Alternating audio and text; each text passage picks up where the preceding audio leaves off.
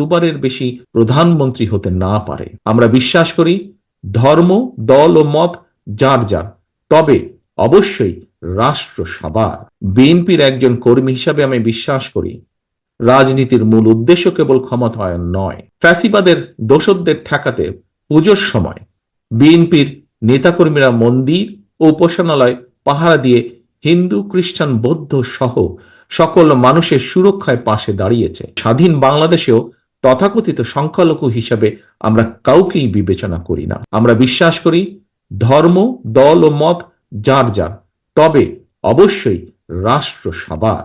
বর্তমানে দেশে আলোচিত প্রায় সব সংস্কার প্রস্তাবই আমাদের এই 31 দফায় অন্তর্ভুক্ত রয়েছে। তবে আমি সংস্কারের উদ্দেশ্যে বলতে সেটি বুঝি যে সংস্কারের মাধ্যমে সংবিধানের কয়েকটি বাক্যের পরিবর্তন নয় শুধুমাত্র, বরং মানুষের ভাগ্যের পরিবর্তন হবে। অর্থাৎ একজন মানুষের রোজগারের ব্যবস্থা হবে, তার ও তার পরিবারের আর্থ সামাজিক নিরাপত্তা ও সঞ্চয় নিশ্চিত হবে। বাংলাদেশে স্বৈরাচারী ব্যবস্থা যেন আর পুনরাবৃত্তি না ঘটে সেটি নিশ্চিত করতে বিএনপি সংবিধানে এমন ব্যবস্থা রাখতে চায় যাতে কেউ পরপর দুবারের বেশি প্রধানমন্ত্রী হতে না পারে। আমরা আইন, বিচার ও নির্বাহী বিভাগের মধ্যে ক্ষমতার ভারসাম্য রাখতে চাই।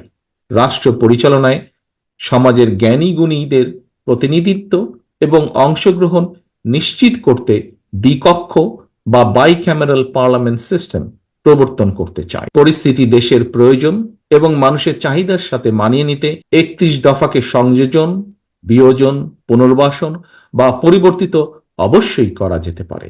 তবে তা হবে stakeholder consultation and public কনসেনসাসের মাধ্যমে। সময়ের সাথে এই 31 দফাই একদিন আমাদের দীর্ঘমেয়াদী লক্ষ্য তথা সুখী ও স্বনির্ভর বাংলাদেশ অর্জনের দ্বার উন্মোচন করবে বলে ব্যক্তিগতভাবে আমি বিশ্বাস করি। বিএনপির একজন কর্মী হিসাবে আমি বিশ্বাস করি রাজনীতির মূল উদ্দেশ্য কেবল ক্ষমতায়ন নয়, বরং রাষ্ট্রীয় উন্নয়ন এবং জনগণের অভিপ্রায়ের বহিঃপ্রকাশ এর একটি অবিচ্ছেদ্য অংশ। আমাদের সবাইকে এক হয়ে এগিয়ে যেতে হবে বহু দূরে। এই অগ্রযাত্রার গতি হবে ফাস্ট বাট স্টেডি। লক্ষ্য হতে হবে সুনির্দিষ্ট। জাতীয় ঐতিহ্য ও অতীতের ভালো অর্জনগুলোকে ধারণ করে আমাদের চেতনা এবং দায়বদ্ধতাকে হতে হবে ভবিষ্যৎমুখী।